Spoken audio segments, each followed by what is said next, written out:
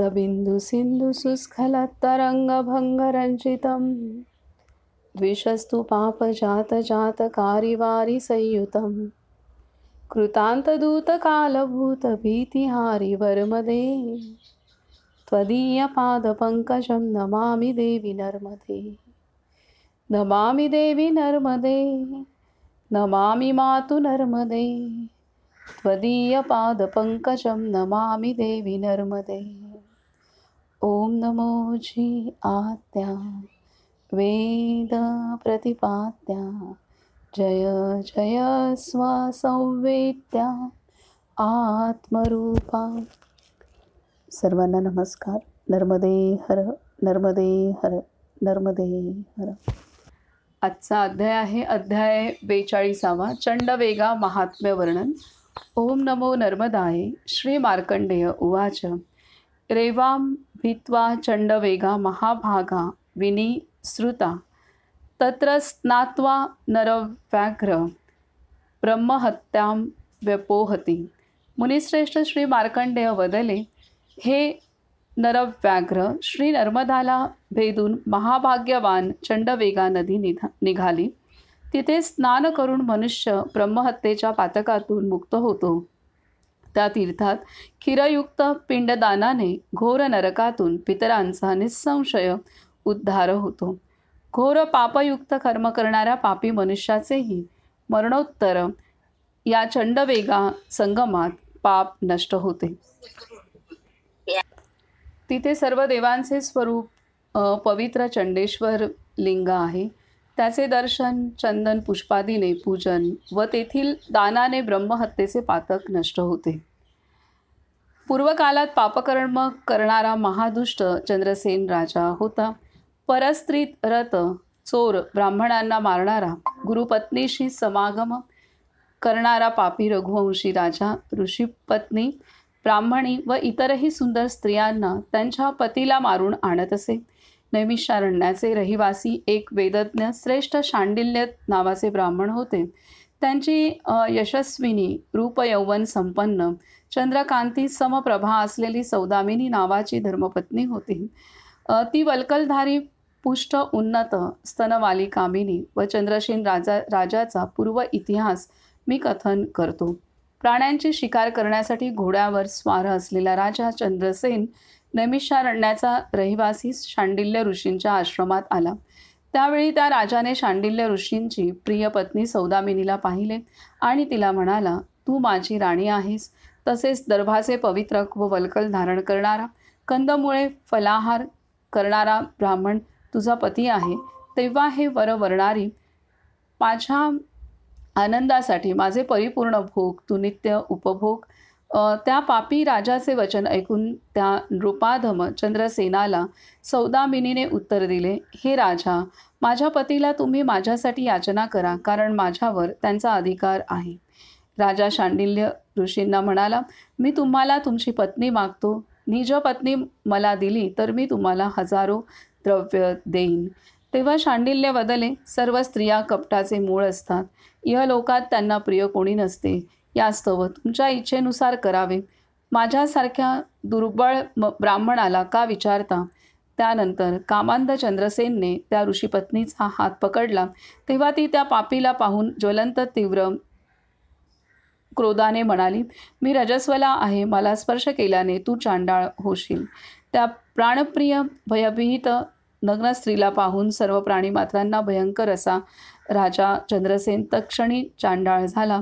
सर्व देव व प्रजानन हाहाकार करू लागले। घोड्यावर स्वार होऊन राजाने अयोध्या नगरीत प्रवेश केला। नगरवासी ब्राह्मण राजपुत्र राजाचे ते चांडाळ रूप पाहून निंदा करण्यासही घाबरले। राजासुद्धा निज शरीर शुद्ध करण्यासाठी वशिष्ठ ऋषींना शरण गेला। दुःखी मनस्थितीत राजाने पुरोहितांना सांगितले, मी नैमिषारण्यात शांडिल्य ऋषींकडे गेलो। त्यांना साष्टांग नमस्कार करून सांगितले की मी त्यांना खूप धन देईन व त्या बदल्यात त्यांनी त्यांची पत्नी मला द्यावी। तेव्हा शांडिल्य ऋषींच्या सक्षम त्यांच्या पत्नीने मला शाप दिला। राजा युधिष्ठिर त्या पापींचे चरित्र ऐकून वशिष्ठ मुनी त्या चंद्रसेन राजाला वदले, हे राजेंद्र, ऋतुकालात स्वपत्नीशी समागम करणाऱ्या शांडिल्य ऋषींकडे तुम्ही जावे. तसेच तेजाने तळपणाऱ्या शांडिल्य ऋषींची पत्नी सौदामिनीकडेही जावे. तेव्हा पुरोहितांना नमस्कार करून असेच होईल असे सांगून राजा चंद्रसेन त्या स्थानी गेला. शांडिल्य ऋषींना पुन्हा पुन्हा साष्टांग नमस्कार करत भयभीत झालेला राजा म्हणाला, मुनिश्रेष्ठ, स्वपत्नीवर प्रेम करणारे असे तुम्ही मला क्षमा करा. तुम्हीच माझे माता पिता आहात. रघुवंशाचा उद्धार करा. मी तुमच्यावर आज जो अपकार केला त्याचे फळ मला मिळाले. तेव्हा पतिव्रता सौदामिनी व स्वतः ब्राह्मण प्रसन्न होऊन वदले, हे राजा मुनिश्रेष्ठ, श्री मार्कंडेय माझे पिता आहेत व मी त्या महात्म्यांचा शिष्य आहे. इथे नैमिषारण्यवासी माझ्या पत्नीसाठी तुम्ही आलात. यामुळे हे नृपश्रेष्ठ, तुम्ही श्री नर्मदा चंडवेगा संगमावर जा. तिथे स्नान करा. हे नृपोत्तम, त्या चंडेश्वराचे पूजन करा. या पापातून मुक्त होऊन तुम्ही उत्तम स्थान प्राप्त कराल. त्या शांडिल्य महात्म्याचे वचन ऐकून राजा शांडिल्य ऋषी व सौदामिनीला नमस्कार करून म्हटले, आपले कल्याण व्हावे. मी श्री नर्मदा चंडवेगा संगमावर जातो.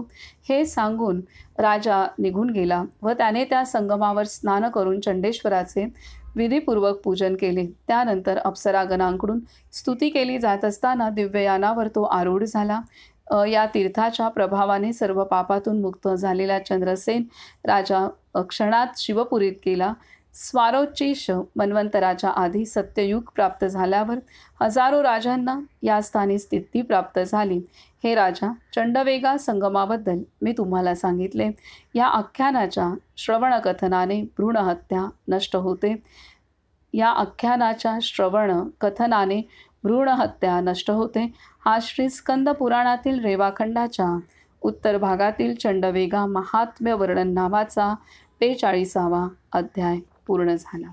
तर असा राजा चंद्रसेन अत्यंत कामुक प्रवृत्तीचा आणि ऋषीपत्नीवर सुद्धा त्याची दृष्टी पडली आणि त्यामुळेच त्याला चांडाळ योनी प्राप्त झाली आणि त्यातून अशा अत्यंत निंदित अशा कर्मातून नर्मदा मैयाने त्यांची सुटका केलेली आहे. तर हे इतकं निंदनीय कर्म आहे. ऋषीपत्नी किंवा परस्त्रीवरती अत्याचार करणं हे अत्यंत निंदनीय कर्म. अशा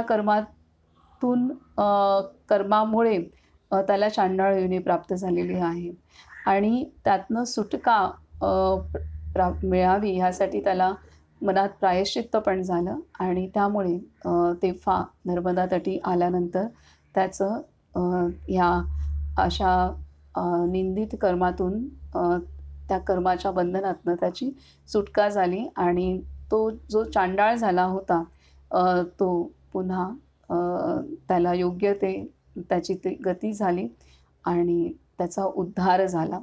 तर असं हा नर्मदा तट आहे की अशा महाभयंकर पातकांनासुद्धा नष्ट करण्याचं सामर्थ्य या तटाच्या ठिकाणी केलेल्या साधनेमध्ये आहे.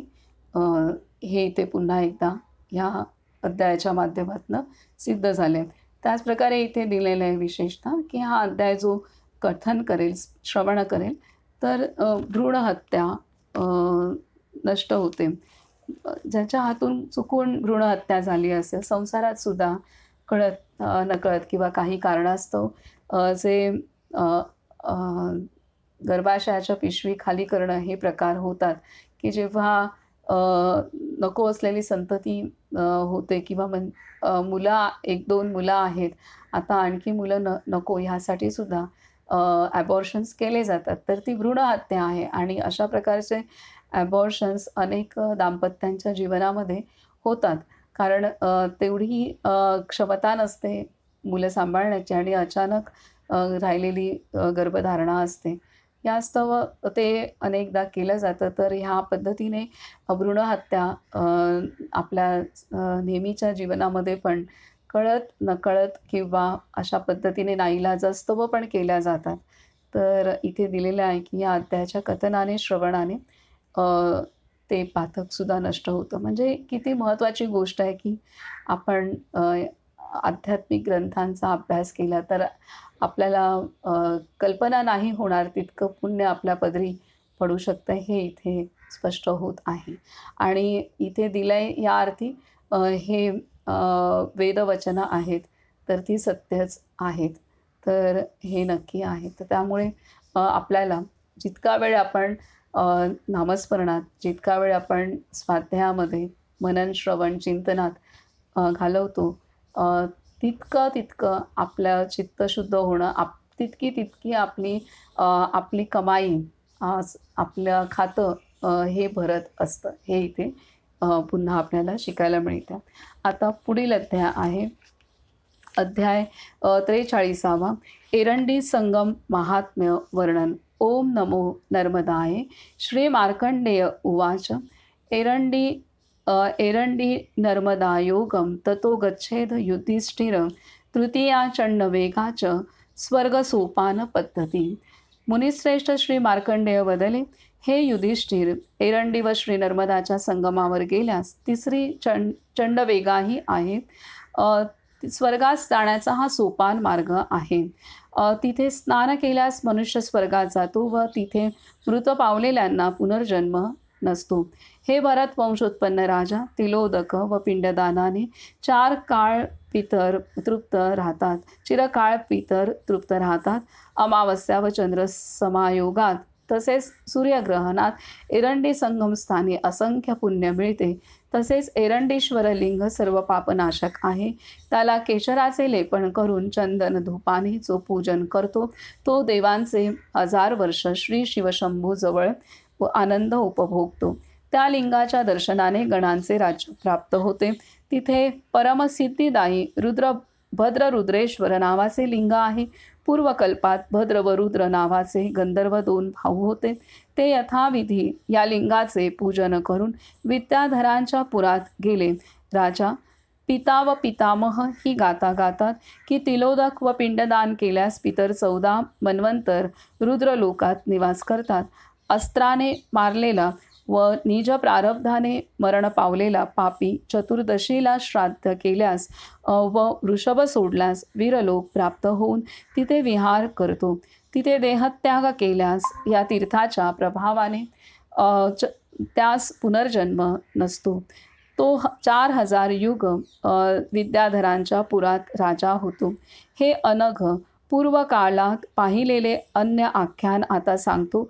आदिकल्पात चाक्षुष मन्वंतरात सत्ययुग आल्यावर निमी नावाचा चक्रवर्ती राजा झाला. ब्राह्मणाच्या क्रोधामुळे त्यास पक्षी योनी प्राप्त झाली. तो अमावस्या व चंद्रयोगात स्नान करून या तीर्थाच्या महात्म्याने त्या पक्षी योनीतून मुक्त झाल्यावर राज्य करून स्वर्गात गेला. राजा युधिष्ठिरने विचारले, त्या राजाला पुन्हा मनुष्याचे शरीर कसे प्राप्त झाले? हे महापती, ही आश्चर्यकारक गोष्ट मला कथन करावी. श्री मार्कंडेय मुनी वदले, एकदा च्यवन मुनींनी राजा निमीला त्याची सुकन्या नावाची कन्या मागितली. निमी राजाच्या चंद्रवती नावाच्या पतिव्रता राणीने स्वप्राणाहून प्रिय एक कन्या उत्पन्न केली. एकदा सुखाने आसनस्थ राजाने अकस्मात आलेल्या च्यवन मुनीला पाहून अर्घ्य व पाद्यपूजा केली व म्हटले, आज आपल्या चरणकमलांच्या दर्शनाने माझा जन्म सफल झाला. आपल्या आगमनाने माझ्यावर कृपा झाली असे मी समजतो. यामुळे आता आपण भोजन करावे. राजाचे हे वचन ऐकून च्यवन मुनींनी सांगितले, धर्मपरायण निजकन्या मला पत्नीच्या रूपात दिल्यास मी भोजन करेन, नाहीतर तुला पाप लागेल. मुनींचे हे वचन ऐकून राजा म्हणाला, हे ब्राह्मण, मला एकच कन्या आहे. यामुळे आपण राणीला मागावे. कन्यादान करण्यास मी समर्थ नाही, हे सत्य आपणास सांगतो. राजाचे हे वचन ऐकून च्यवन मुनींनी राणीला सांगितले, हे राणी, मला गृहस्थाला पुत्रार्थ तू स्वकन्या द्यावीस. राणी हसून उत्तरली, हे ब्राह्मण, माझी कन्या आपल्या योग्य नाही. तेव्हा हे ब्रह्मर्षी अन्य काही मागावे जे मी निसंशय आपल्याला देऊ शकेन. त्यानंतर च्यवन मुनींनी त्या राणीला शाप दिला, तुला पक्षी योनी प्राप्त होईल. शाप ऐकून राणीनेही त्या महामुनीला शाप दिला, जर माझ्यात सत्य निश्चल पतिभक्ती असूनही निरपराध अशा मला शाप दिला आहे, तर तुम्हीही अंध व्हाल. परस्परांना शाप दिलेले दोघेही श्री नर्मदा तटावर आलेत. एरंडी संगमात देवतांचे 1000 वर्ष च्यवन मुनींनी उग्र तप केले व भोवती वारुळ तयार झाल्यामुळे ते वारुळात झाकले गेले. अमरकंटकच्या पूर्वेला मध्यारण्य आहे. त्या फळा फुलांनी समृद्ध मध्यारण्यात कदंब वृक्षाच्या खाली ते दोघे राजा राणी पक्षीरूप झालेत. तिथे हजारो पक्षी राहत होते. त्या सर्वांना पूर्वजन्माचे स्मरण होते व ते उत्तम मनुष्यवाणीत संवाद साधत होते. असे ते सारंग पक्षी सदा प्रसन्न चित्त होते. ज्येष्ठ महिन्यात दावानलाने सारे जंगल जळवून टाकले. त्या अग्निज्वाळांत व्याकुळ झालेले सर्व पक्षी भस्मसात झाले. एकदा पक्षिणी राणी गर्भवती झाली व तिने पुत्रांना जन्म दिला. तेव्हा हे भरतवंशोत्पन्न राजा निज घरट्यात पुत्रासहित बसलेली राणी पतिराजाला बदली, तुम्ही निर्भय कसे राहिलात? सर्व पक्षी निघून गेले, तुम्ही संहार करणार आहात का? तिचे हे वचन ऐकून पक्षी उत्तरला, मी पत्नी व पुत्रांना सोडून एकटाच कसा जाऊ? असे त्रैलोक्यात पाहिले नाही व वेदांतही सांगितले नाही. विवाह रीतीनुसार धर्माचरण करणारी सुशील पत्नी असते. तिला सोडून मोहयुक्त निघून जाणारा भ्रूणग्न असतो. पत्नीने सांगितले, हे जीवेश, कुळात मूलरूप असलेले तुम्ही स्वतःला वाचवा. तुमच्या आणखी शेकडो हजारो पत्नी होतील. निज पती जिवंत असताना जी स्त्री अन्य पतीची इच्छा करते ती दुराचरणी पापी स्त्री विष्ठेतील किडा होते. पत्नीला मरणोत्तर पतीने जल दिले व श्राद्ध केले तर तिला परमगती प्राप्त होते. पतीमुळे पुत्र प्राप्ती होते. त्याच्यापेक्षा इहलोक व परलोकात अन्य प्रिय कोण असू शकतो? तेव्हा दावानल प्राप्त झाल्यामुळे तुम्ही त्वरित निघून जावे. पुत्रांना सोडून मी कशी जाऊ? हे जीवेश, यावेळी संहार होत आहे. पुत्रांचे हातपाय अजून ठीक नाहीत व अग्नी विजत नाही. अंड्यातून बाहेर आलेले जीव अशक्त असल्यामुळे चालू शकत नाहीत. मुलांना सोडून जी नालायक माता निघून जाते ती 7 जन्म निश्चितच सर्पिणी होते. हे सांगितल्यावर त्या दोन्ही पक्षीरूप राजा राणीने त्या पुत्रांना जोडीने एरंडी संगमावर नेले. पती पत्नीला म्हणाला, हे प्रिये, आता मी अन्य पुत्रांना आणावयास जातो. तू दात असलेल्या नागासारख्या प्राण्यांपासून माझ्या पुत्रांचे प्रयत्नपूर्वक रक्षण कर. हे सांगून तो पक्षी कदंब वृक्षावरील निज घरट्याकडे गेला. तेव्हा त्याने घरटे जळताना पाहिले. पुत्रस्नेहामुळे तो जळणाऱ्या घरट्यावर बसला. त्याचवेळी अग्नीने वृक्ष व घरट्यांसहित त्याला जाळले व तो अग्निरूप झाला. हे राजा युधिष्ठिर, पावसाळ्यात ते सर्व पाण्यात बुडले. सोमवती अमावस्येला त्या पक्षाच्या अस्थी दैवयोगाने एरंडी संगमात आल्यात. हे नृपश्रेष्ठ, तो पक्षी तत्क्षणी दिव्य देहाचा झाला व छत्र असलेल्या दिव्य यानावर स्वार होऊन अप्सरा वारा घालत असताना दिव्य वस्त्र व आभूषणांनी भूषित असा वरुण निज पत्नीला सांगून स्वनगरीस गेला. तो पत्नीला म्हणाला, हे प्रिये, तू त्वरित ये व माझी पत्नी हो. सिद्ध विद्याधर व यक्षांनी प्रशंसा केली. शिवाय इंद्रदेवाने पुष्पवृष्टी केली. या कालावधीत तो निज पत्नीला वदला, कन्येसाठी च्यवन महात्म्याने तुला शाप दिला होता. तू धर्मात्म्यांच्या मंदिरात जाऊन निज देहाचा त्याग कर. या प्रकारे आकाशवाणीने राजाने जाणीव करून दिलेली ती त्या पुरात पुत्रांसहित आली व तिने पतीला सांगितले, जी गती माझ्या पतीची झाली तीच गती माझी ही नित्य व्हावी. तिचा पती म्हणाला, सोमवती अमावस्येला एरंडी तीर्थात त्वरित अग्निप्रवेश कर. तिथे तुझ्या अस्थी पडतील व तू पापमुक्त होशील. तेव्हा असेच होईल हे निश्चयपूर्वक सांगून त्या पक्षिणीने त्वरित काड्या व गवत गोळा करून अग्नी पेटवला आणि ती जळून गेली. त्यानंतर स्वपुत्रांसहित पतीच्या यानावर स्वार होऊन जशी पार्वती श्री महादेवाला व लक्ष्मी श्री विष्णूला भेटली तशी या तीर्थाच्या प्रभावाने ती निज पतीला भेटली. या प्रकारे त्यावेळी राजाने सहित यानावर स्वार होऊन चंद्रसेन, देवसेन व यज्ञसेन या तिन्ही पुत्रांसहित धर्मवृत्तीपरायण देवनिर्मित रम्य अयोध्या नगरीत प्रवेश केला.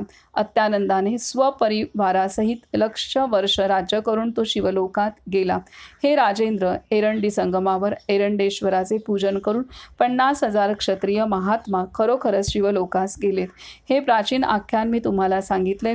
याच्या श्रवण कथनाने 1000 गोदानाचे फल प्राप्त होते. हा श्री स्कंद पुराणातील रेवाखंडाच्या उत्तर भागातील एरंडी संगम महात्म्य वर्णन नावाचा 43वा अध्याय पूर्ण झाला. तर आता हे एरंडी संगम आहे. हा एरंडी तीर्थाच्या संदर्भात आधीसुद्धा अध्याय आलेला आहे. हा दुसऱ्यांदा आलेला अध्याय आहे. तर असे हे पक्षी आणि पक्षिणी यांना च्यवन ऋषींनी शाप दिला होता. त्यामुळे ते पक्षी झाले आणि च्यवन ऋषी अंध झालेले होते. आणि त्यानंतर त्यांचा पक्षी योनीतनं कसा उद्धार झाला हे इथे सविस्तर दिलेलं आहे. आता पुढील अध्याय आहे अध्याय 44वा एरंडी तीर्थ वर्णन. आता पुन्हा एरंडी तीर्थासंदर्भातच अध्याय आहे. एरंडी तीर्थ वर्णन. ओम नमो नर्मदाय. युधिष्ठिर उवाच सुकन्यार्थे मुनिः सप्तश्चंद्रवत्या महामुने वल्मीकाश्च कथं मुक्तश्चवणः काममोहितः. राजा युधिष्ठिरने विचारले, हे महामुनी, सुकन्यार्थ ज्यांना चंद्रवतीने शाप दिला होता ते काममोहित च्यवनमुनी वारुळातून कसे मुक्त झाले, ते ब्रह्मज्ञ श्रेष्ठ ब्राह्मण परलोक कसे गेलेत, हे महाभाऊ आपण मला सांगावे, कारण याबाबत फार कुतूहल वाटते. मुनिश्रेष्ठ श्री मार्कंडेय बदले, हे राजा तुम्ही ऐकावे व जाणून घ्यावे.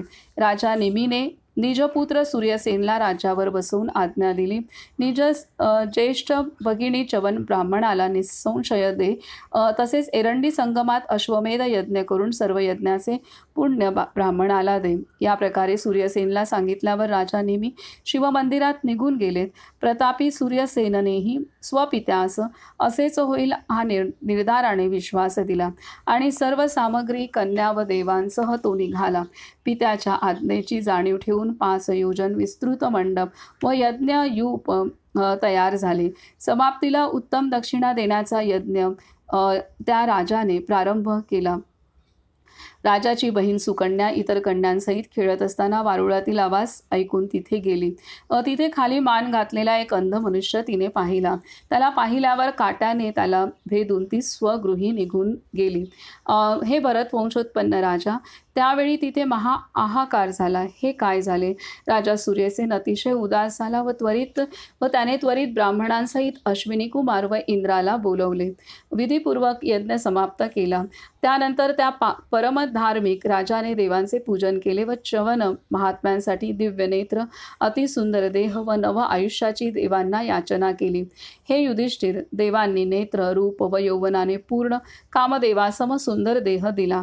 त्यानंतर च्यवन मुनीला प्रसन्न करून राजाने विनंती केली, हे महाभाग, सुकन्याने केलेल्या त्या अपराधाबद्दल आपण मला क्षमा करा. हे मुनी, हिच्याशी आपण विवाह करून क्रोध त्याजावा.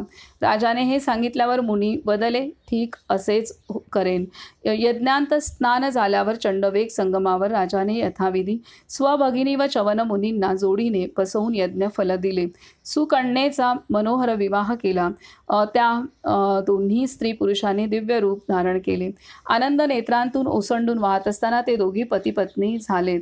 राजा सूर्यसेन च्यवन मुनीस सुकन्या देऊन स्वनगरीस निघून गेले. इंद्रतुल्य पराक्रमी राजा सूर्यसेनने अनेक भोग भोगले. सूर्यसेन, सुकन्या, च्यवन, इंद्र व अश्विनी कुमारला जो भोजनांती स्मरण करतो तो अंध होत नाही. हे राजा, चंडवेगा व एरंडी संगमाबद्दल मी तुम्हाला सांगितले.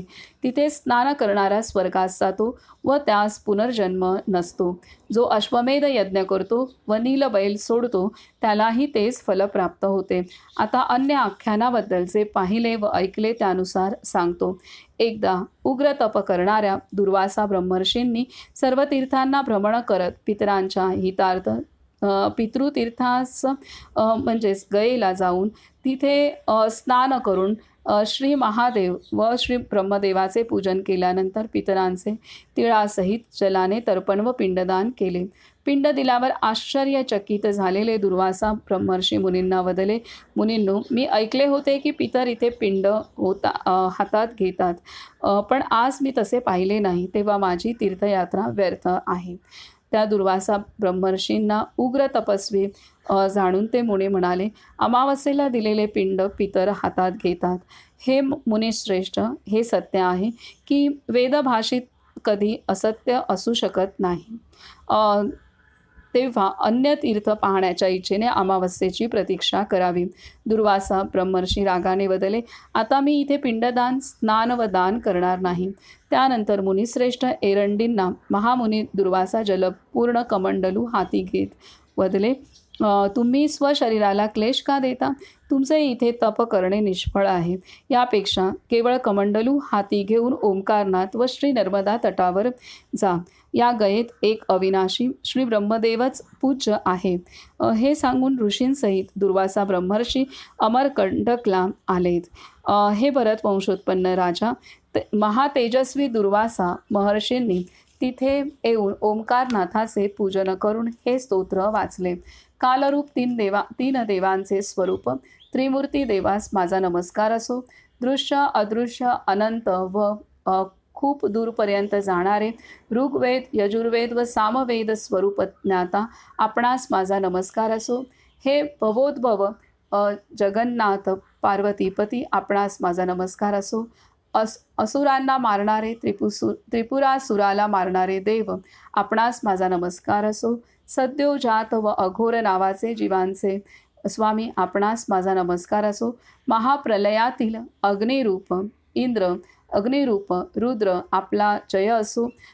तसेच महाप्रलयाचे मेघरूप आपणास माझा नमस्कार असो. नमस्कार असो. इंद्रियांचे स्वामी रुद्र, जीवात्म्यांचे स्वामी आपणास माझा नमस्कार असो. कल्याणकारी सुखदायी आपणास माझा नमस्कार असो. श्री शंकर रूप आपणास माझा नमस्कार असो. हे श्री ब्रह्मदेव, श्री विष्णू व इंद्रदेवाला वरदायी त्रिनेत्री ईश्वर आपणास माझा नमस्कार असो. श्रीकंठ, नीलकंठ, अर्धचंद्रधारी शिव माझा नमस्कार असो. कपालमाला व खडवांग धारण करता माझा नमस्कार असो. त्रिशूळधारी व नागाभरण भूषित आपणास माझा नमस्कार असो. हे महानाथ पिनाकधारी आपणास माझा नमस्कार असो. हे चराचर स्वरूप जगसंहारक सर्वरूप आपणास माझा नमस्कार असो. हे प्रभू, जिभेच्या चंचलतेमुळे मी आपणास दुःखित केले. हे सुरेशान, इहलोकात व परलोकात आपण माझ्या अपराधाला क्षमा करा. हे देवेश उमापती, आपल्यासम अन्य कोणीच नाही. ओंकार रूप शिव हे दिव्य स्तोत्र ऐकून वदले, हे महाभाग, तू वर माग. दुर्वासा ब्रह्मर्षींनी सांगितले, हे देवेश, जर आपण माझ्यावर प्रसन्न आहात तर मला वर देऊ इच्छिता तर हे तीर्थ गया तुल्य व्हावे, हाच वर मला द्यावा. तेव्हा ओंकारनाथ वदले, हे तपोधन, माझ्या कृपाप्रसादाने हे सर्व आजच होईल. या चराचर त्रैलोक्यात असाध्य सुद्धा साध्य करीन. या प्रकारे वरप्राप्त झाल्यावर अमरकंटक पर्वताच्या पूर्वेस दुर्वासा महर्षी वसले. हे नृपश्रेष्ठ, या कालावधीत श्री ब्रह्मदेवाला श्री नारद मुनींनी म्हटले, दुर्वासा ब्रह्मर्षीच्या क्रोधाने पितरांना तारणाऱ्या गयेचे महत्त्व संपले. गया नष्ट झाली. ते दुर्वासा ब्रह्मर्षी श्री नर्मदाच्या उत्तर तटावर राहतात.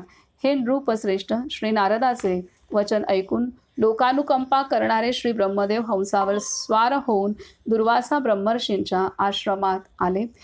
श्री ब्रह्मदेवास पाहून मुनिश्रेष्ठ एरंडांनी हाती कमंडलू घेतले व श्री ब्रह्मदेवाच्या चरणांवर जल अर्पण करून रीतीने अर्घ्य देऊन त्यांच्यासमोर ते उभे राहिले. कमंडलूच्या जलाने निर्माण झालेली धारा श्री नर्मदा जाऊन मिळाली. त्यानंतर दुर्वासा ब्रह्मर्षी पितामह श्री ब्रह्मदेवाचे पूजन करण्यास बसले.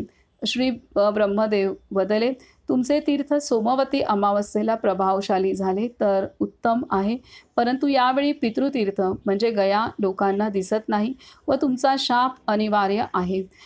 तेव्हा तुम्ही यावेळी शापाचे निवारण करावे. दुर्वासा ब्रह्मर्षी म्हणाले, पितामह, आपल्या वचनानुसार मी शापाचे निरसन केले. तिथे गयेत पितरांचे दर्शन होईल. गया पितरांचे विसर्जन करणारी होईल. पितामह आपल्या कृपा प्रसादाने त्या तीर्थात हे सर्व काम होईल. हे राजा, श्री ब्रह्मदेव त्या दुर्वासा ब्रह्मर्षींना असेच व्हावे हे सांगून स्वर्गात निघून गेलेत. देव व दैत्यांनी वंदित श्री ब्रह्मदेवाला नमस्कार करून अत्यानंदाने उत्तम ब्राह्मणांकडून पूजित मुनिश्रेष्ठ दुर्वासा तिथे अंतर्धान पावले. यामुळे हे महापवित्र तीर्थ आहे. इथे एरंडीश्वर आहेत. सुरांनी वंदित एरंडीश्वर लिंगाचे सोमवती अमावस्येला महापुण्य कर्म करणारा मनुष्य दर्शन घेतो. या उत्तम लिंगाचे दर्शन करणारा मनुष्य यमलोकात जात नाही. हे भरतवंशोत्पन्न राजा, हे आख्यान मी तुम्हाला सांगितले. याचे श्रवण व कथन करणारा श्री महादेवाच्या पुरात जातो. हा श्रीस्कंद पुराणातील रेवाखंडाच्या उत्तर भागातील एरंडी तीर्थवर्णन नावाचा 44वा अध्याय पूर्ण झाला. तर आता इथं च्यवन ऋषी जे तप करत होते आणि राजा जेव्हा पक्षीणीच्या रूपातील राजा राणींना पुन्हा पूर्ववत शरीर प्राप्त झालं आणि त्यानंतर राजाने त्यांच्या पुत्रांना पाठवलं च्यवन ऋषींचा आणि त्यांच्या कन्येचा विवाह करण्यासाठी. तर च्यवन ऋषींचा आणि त्यांची कन्या सुकन्या यांचा विवाह इथं संपन्न झालेला आहे. आणि त्यानंतर आता ही दुसरी कथा एरंडी तीर्थाच्या संदर्भात ब्रह्मर्षी दुर्वासा यांची सांगितली आहे. तर गया तीर्थामध्ये दुर्वासा होते आणि तिथून ते नर्मदा तटी अमरकंटकच्या इथं आलेले आहेत. कारण तिथं त्यांना पितरांना जे तर्पण केलं तेव्हा तिथं पिंडदान केलं असता तिथे त्यांना पितर दिसले नाहीत. तर त्यामुळे ते क्रोधित झाले की इथे दिसले नाहीत आणि ते स्थान सोडून ते नर्मदा तटी आलेले आहेत आणि तिथं अमरकंटकच्या इथं त्यांनी तपस्या केली. आता अमरकंटकच्या इथं दुर्वासा मुनी यांची खूप सुंदर गुंफा आहे. अत्यंत खाली उतरून अशी आहे आणि आतमध्ये असे आपण प्रवेश करू असा असं आहे आणि छोटीशी खोली आहे आणि तिथून पुन्हा एक असा अर्धच वाकून आत जाऊ असं एक छोटा असा एका वेळेला 2 माणसं अशी आत जाऊ शकतात असं थोडंसं भुयारसारखं आहे. आणि त्या भुयारातून आतमध्ये अजून एक छोटी गुंफा आहे. अशी ती गुंफा आहे खूप. आणि बाहेरच्या गुंफेमध्ये थोडं तरी उजेड आहे कारण बाहेर दरवाजासारखं आहे. परंतु आतली गुंफा तर गडद, तिथे काही दिसत नाही. परंतु आतमध्ये एवढा गारवा आहे आणि तिथे काही जण आहेत संन्यासी, 1-2 संन्यासी. त्यांनी ती गुंफा स्वच्छ आणि व्यवस्थित ते तिथे त्यांनी दिवाबत्ती वगैरे करून किंवा तिथे पूर्ण वेळ ते तिथे असतात. येणाऱ्यांना पण ते त्यामुळे बरं पडतं. आपल्याला ती पाहता येते ते तिथे असल्यामुळे आणि ते तिथली स्वच्छता राखतात कारण छोटीशी गुंफा आहे आणि तिथे ते साधन करत असतात. तर असं तर दुर्वासा मुनींची गुंफा असं खाली उतरून आहे. अमरकंटक पर्वताच्या असं पाय खालीच आहे ती आणि तिथंच कपिल मुनींची पण त्यांची तपस्थली पण ती वरती आहे आणि ही दुर्वासा मुनींची गुंफा खाली आहे. तर असं आहे. तर इथे दुर्वासा मुनी इथे आले रागाने क्रोधित होऊन. त्यामुळे गयेचं सामर्थ्य कमी झालं आणि मग पुन्हा ब्रह्मदेव आले त्यांना की गयेचं सामर्थ्य पूर्ववत व्हावं आणि तसं मग ते झालेलं आहे. तर असा हा एरंडी तीर्थाच्या संदर्भातील हे अध्याय झाले.